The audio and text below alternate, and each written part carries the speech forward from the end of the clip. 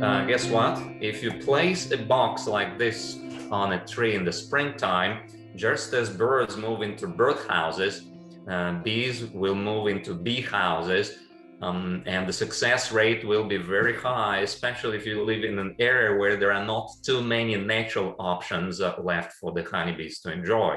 For example, my success rate here in the Ozarks is 50%. For every 2 boxes like that I set on trees in the spring, on average, every second box will have a swarm of bees just move in. And not only these are really freebies, they come on their own, they require no buying, but they're very robust. They come from the local ecosystem, and this is pretty much the only way of keeping bees completely naturally, relying on the local genetics and local adaptation that these swarms will bring with them. Catching these bees in swamp traps, as these little baited hives are called, is actually very simple. There is a detailed guide for free on horizontalhive.com, my website, but I will cover a few essential basics here for you very quickly. First, the box needs to be elevated on a tree or anywhere where it can be at least 10 feet off the ground. In nature, bees love cavities that are elevated because it gives them better protection from predators. The box needs to be scented with 2 things. One is propolis, and propolis is the bee resin that they collect from conifer trees, from poplars, and any trees that have twigs with any resin on it. So they use it as caulk inside the hive, and it has very characteristic resinous smell. So if you put some of that material inside the bait hive, it will attract swarms more successfully. Another thing that matters a lot is lemongrass essential oil in the special polyethylene lab tubes.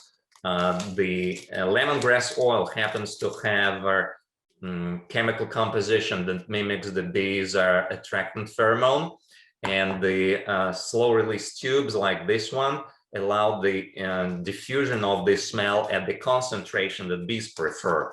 It was shown by research that adding some of this lemongrass oil in slow release tubes increases the occupation of these baited hives tremendously.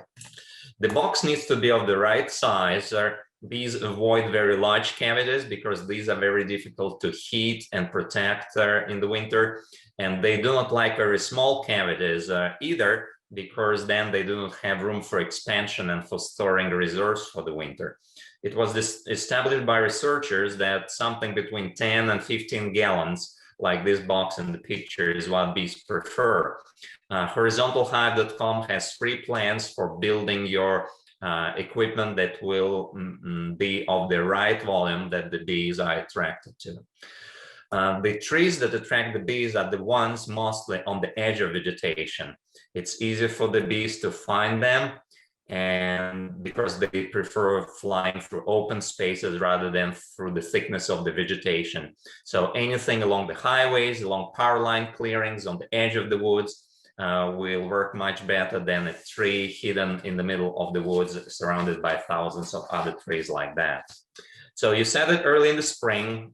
Here in the Ozarks, it would be mid-April. Farther south, it would be earlier. Farther north, it would be later. And bees just come. I was reading Alice Through the Looking Glass to my children, and I saw that even in the 19th century in children's books, there is mention of catching bees in boxes set on trees. You can go and find it yourself, not only in the Winnie the Pooh book, but in Alice Through the Looking Glass, chapter 9.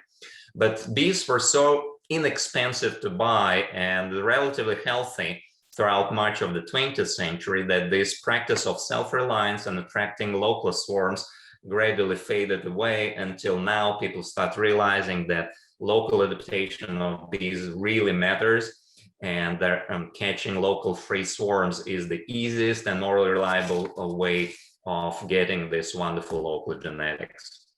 So you'll be checking that box once in a while, every 2 weeks or so, and when you see bees coming and going consistently, the swarm has probably moved in.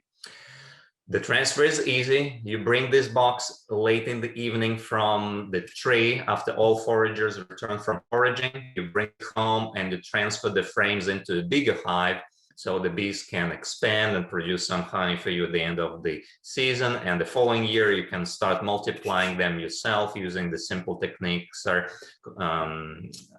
and making artificial swarms.